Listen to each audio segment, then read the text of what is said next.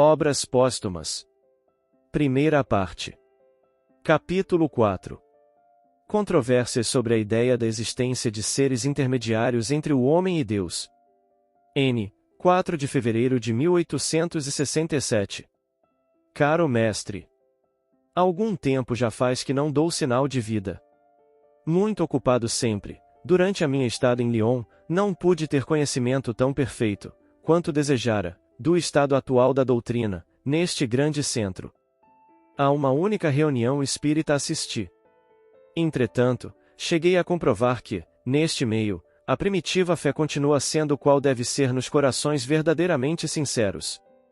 Em diversos outros centros do meio-dia, ouvi discutirem a seguinte opinião externada por alguns magnetizadores, que muitos fenômenos, ditos espíritas, são simples efeitos de sonambulismo e que o espiritismo mais não fez do que se substituir ao magnetismo, ou, antes, do que lhe substituir ridiculamente o nome. É, como vedes, um novo ataque dirigido contra a mediunidade. Assim, segundo essas pessoas, tudo o que escrevem os médiuns resulta das faculdades da alma encarnada, é esta quem, desprendendo-se momentaneamente, lê o pensamento das pessoas presentes, é ela quem vê, à distância, e prevê os acontecimentos, quem, por meio de um fluido magnético espiritual, agita, levanta, derriba mesas, ouve os sons etc. Tudo, em suma, assentaria na essência anímica, sem a intervenção de seres puramente espirituais. Direis que não vos dou nenhuma novidade. Eu mesmo, com efeito, tenho ouvido, desde alguns anos, a sustentação dessa tese por parte de alguns magnetizadores. Agora, porém, procuram implantar essas ideias que, a meu ver, são contrárias à verdade. É sempre errôneo cair nos extremos e tanto exagero a em tudo atribuir-se ao magnetismo, quanto haveria, da parte dos espíritas, em negarem as leis do magnetismo. Não se poderiam arrebatar à matéria as leis magnéticas, como não se poderiam arrebatar ao espírito as leis puramente espirituais. Onde acaba o poder da alma sobre os corpos? Qual a parte dessa força inteligente nos fenômenos do magnetismo? Qual a do organismo? Aí estão questões de muito interesse, questões graves para a filosofia, como para a medicina. Aguardando a solução desses problemas, citar-vos-ei algumas passagens de Charpignon, o doutor de Orleans, partidário da transmissão do pensamento. Vereis que ele se reconhece impotente para demonstrar que, na visão propriamente dita, a causa reside na extensão do simpático orgânico, como pretendem muitos autores.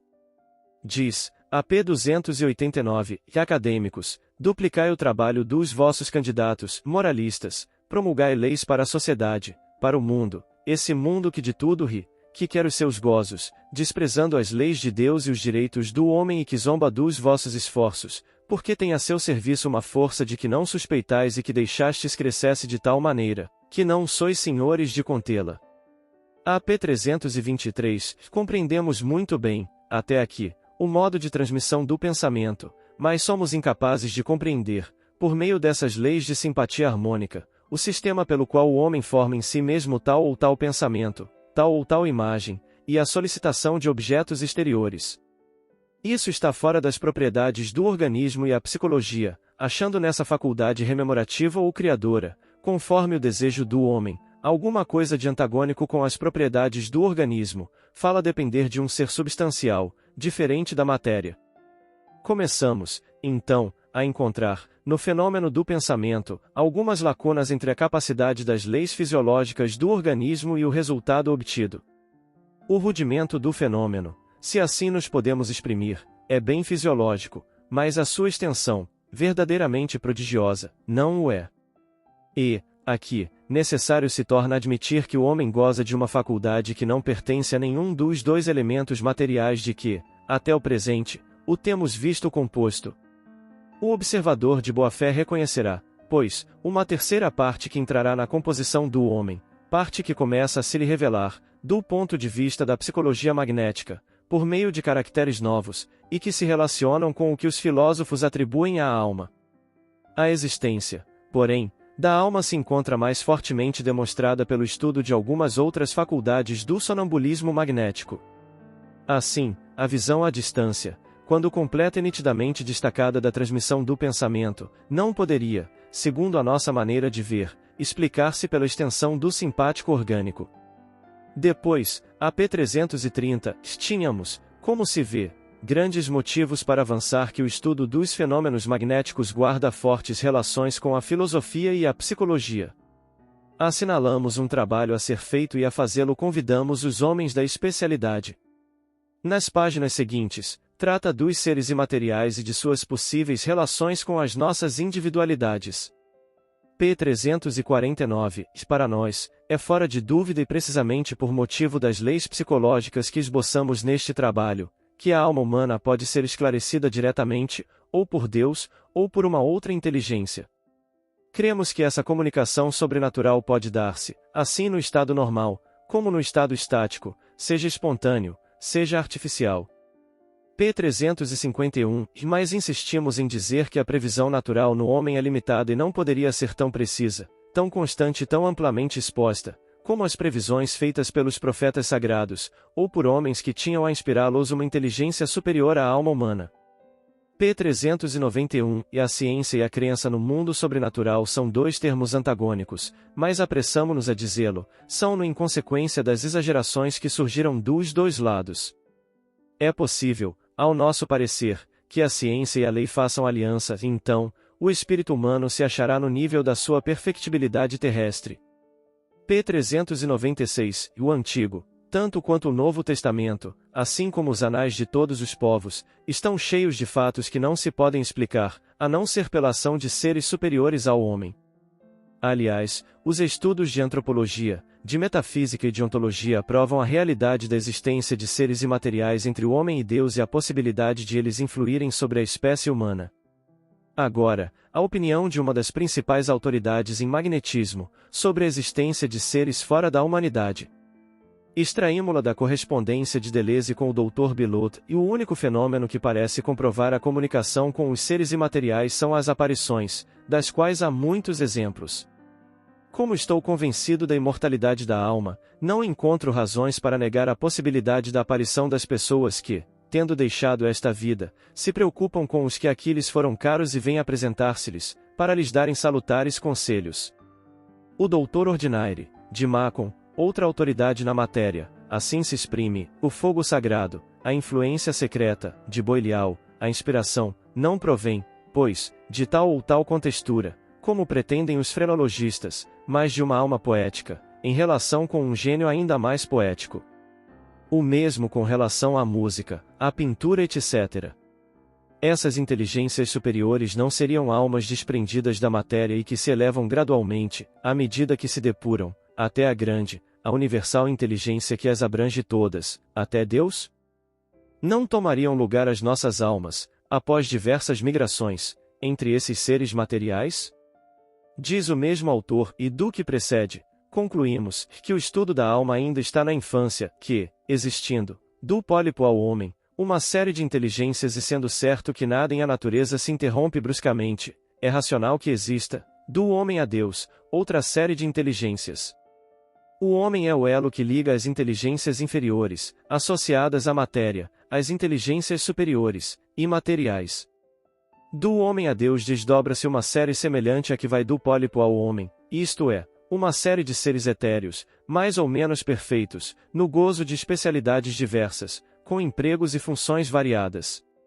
Que essas inteligências superiores se revelam tangivelmente no sonambulismo artificial, que essas inteligências têm relações íntimas com as nossas almas, que a essas inteligências é que devemos os remorsos, quando praticamos o mal, e o contentamento, quando praticamos uma boa ação, que a essas inteligências é que os homens superiores devem as boas inspirações, que a essas inteligências é que os estáticos devem a faculdade de prever o futuro e de anunciar acontecimentos por vindouros, enfim, que, para atuar sobre essas inteligências e torná-las propícias, a ação poderosa tem a virtude e a prece.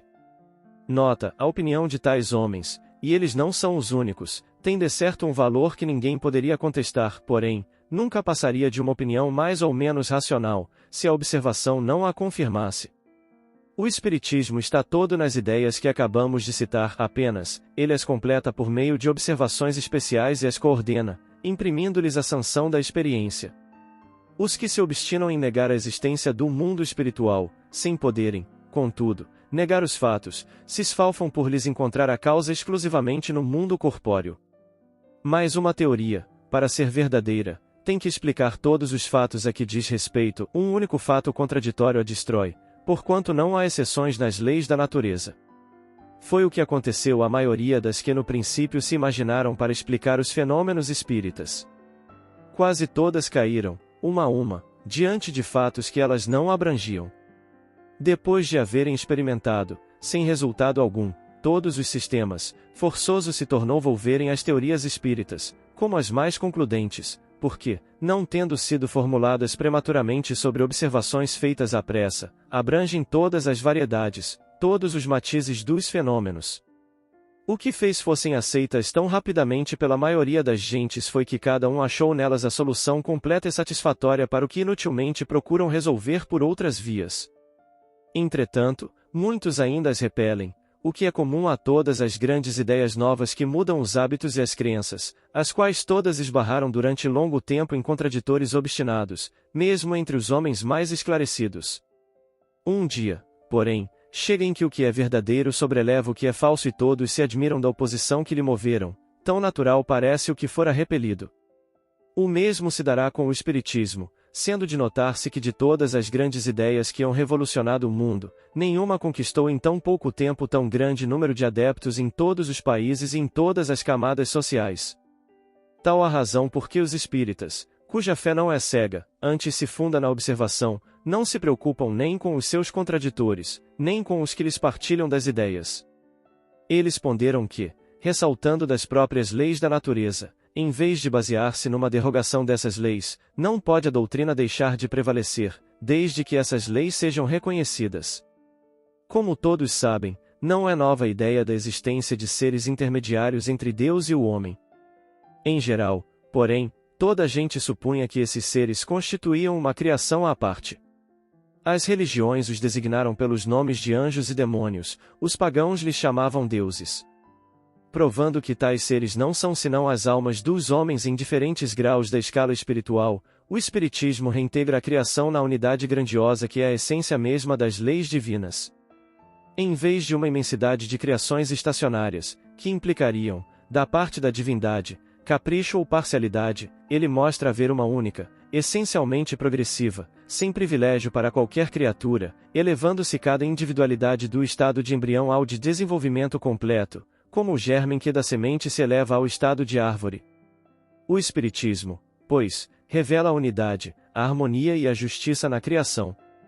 Segundo ele, os demônios são as almas atrasadas, ainda prenhes dos vícios da humanidade, os anjos são essas mesmas almas depuradas e desmaterializadas, entre esses dois pontos extremos, a multidão das almas nos diferentes graus da escala progressiva.